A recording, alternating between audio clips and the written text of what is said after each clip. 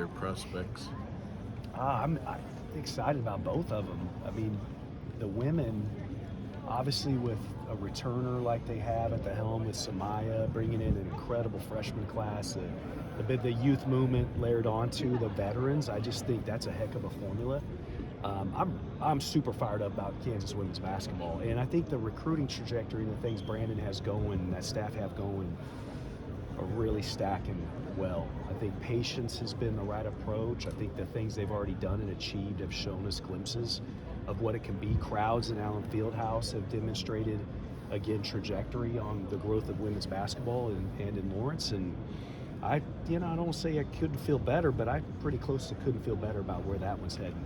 Obviously on the men's side, right, it's a little bit different theme. If you said, well, what's the preseason expectations and all those good things. It's been a couple interesting years in which we've learned through some experiences, and I guess I would say it this way. I think it's a good formula when you have the best version of Bill Self that certainly I feel like in my time that we've had, based on all the other variables and certainly his health, he is doing incredible. He looks great, he feels good.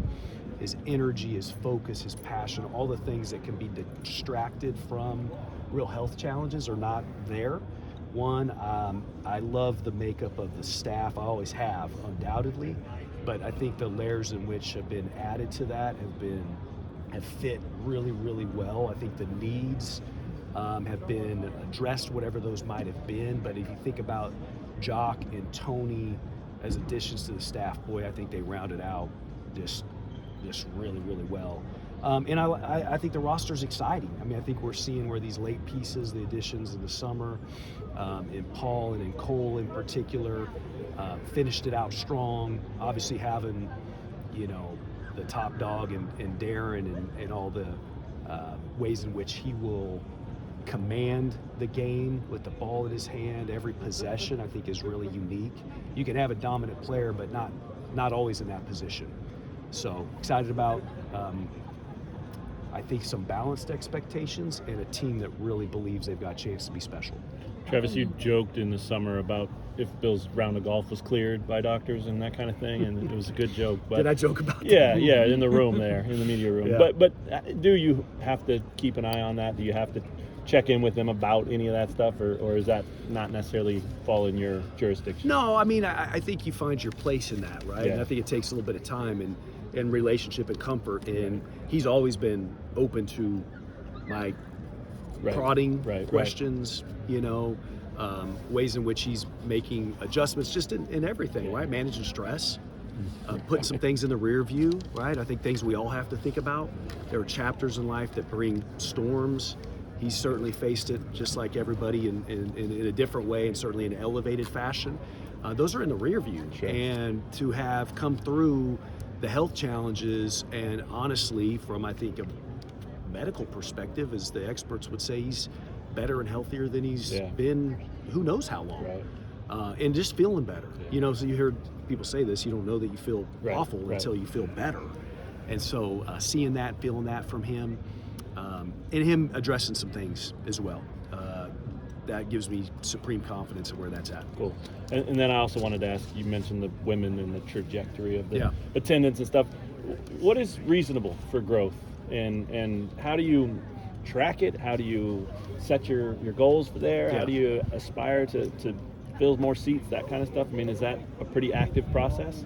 I think it is. I mean, it needs to be, right? And I think at our place, it hasn't been a straight line. Mm-hmm. Not that it really is anywhere. It even hadn't been that in men's basketball over the last couple of years. But it certainly hasn't been a straight line around women's basketball. And I think you have to evaluate it in the now. Then you have to do your best to extrapolate what that means for the future. Mm-hmm. So I'm paying this last year to paying more attention to recruiting inroads. Right? Can we, you get a Samaya, right? And then you want to ask the question, was that an anomaly? Or is that something we can continue to do? Was there elements to that just made it unique, that she stayed home?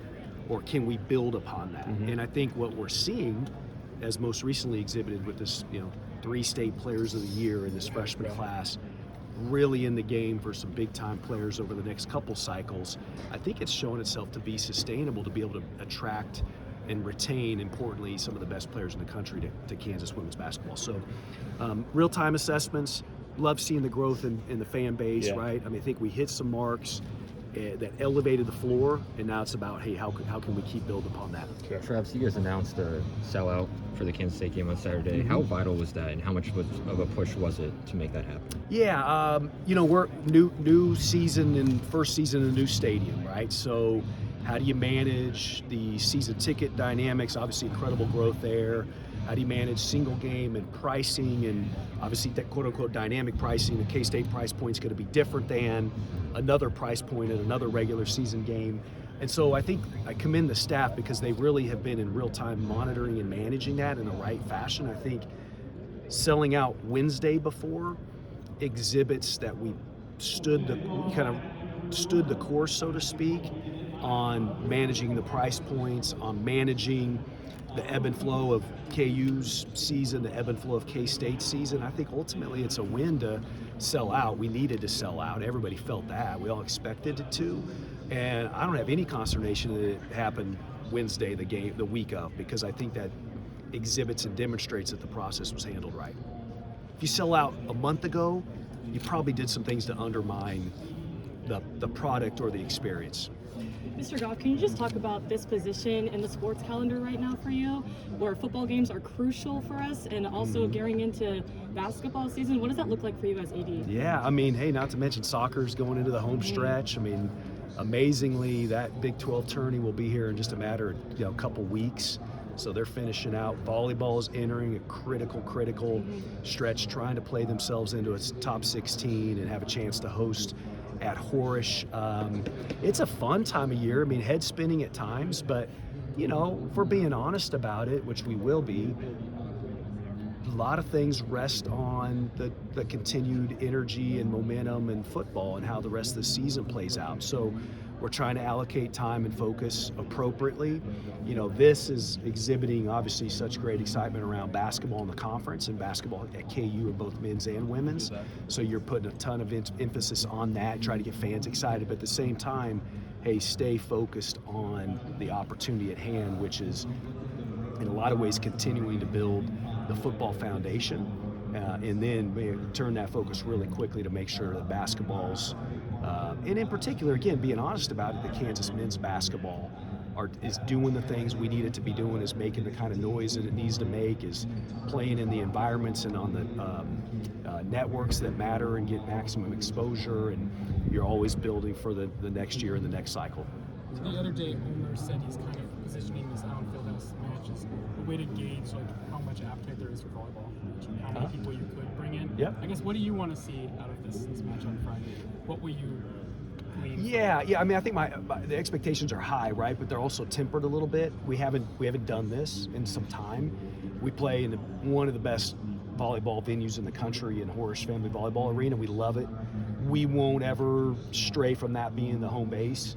But I think this Friday is going to show us that there's opportunity to weave in 1 to 2, unique matchups in Allen Fieldhouse and leverage, I think, the greatest sports venue in the country.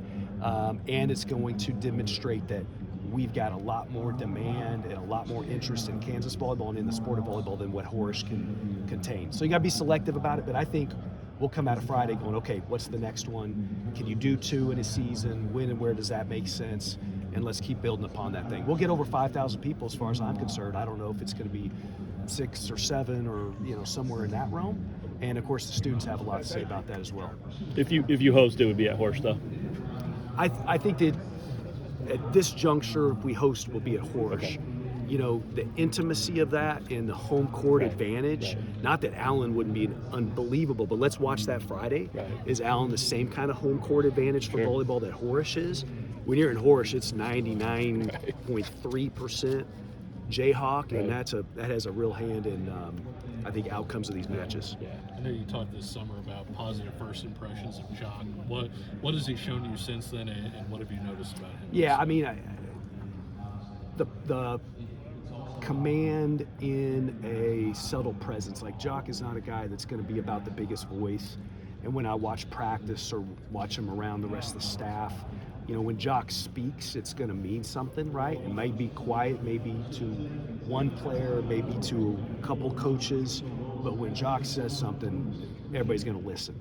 And you certainly see it, like for me, this has been well documented, but every time I've been to practice, it's usually on the back end. I stick around, talk to Bill, and talk to the staff afterward. And to see Jock and Darren out there working one-on-one, you just go, what else? Like, could the formula have been any better? Could the timing have been any better? If you're only going to have Darren for 1 year, could there be a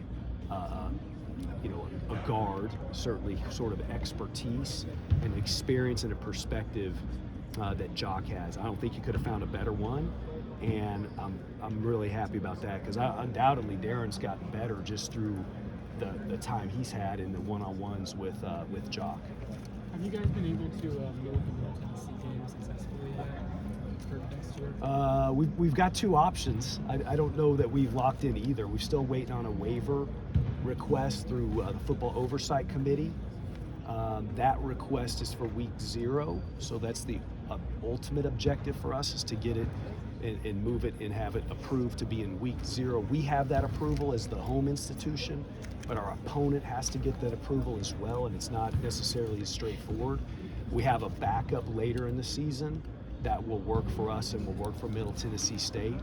And I think we're within hopefully a couple weeks of finding that out definitively, so we can pin down the schedule. We're playing in London for sure. It's for sure week 3. It just so happens we got to wait to find out if Middle Tennessee State's week 0 or a little bit later in the year. How'd you feel about how late night came off? Solid. I think we went back to some bread and butter, probably understood and documented, right? We went away from some things. Wasn't because we didn't think those things, such as an artist, added value. We know that adds value. We certainly know it elevates and enhances some student interest in it, but purely based on some financial principles that we've had to put in place, not profoundly different than a tough decision around the Kansas relays. If you're talking about hundreds of thousands of dollars, you've really got to evaluate where you're allocating that investment. And you guys, we all know this. We're having to allocate profoundly direct to student athletes in rev share.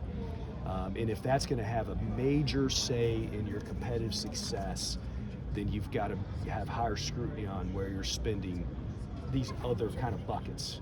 And when you didn't have $20 million budgeted, you have to look at 6-figure, 5-figure spends that probably need to be shifted elsewhere. So long and short of it, I think the staff did a really nice job.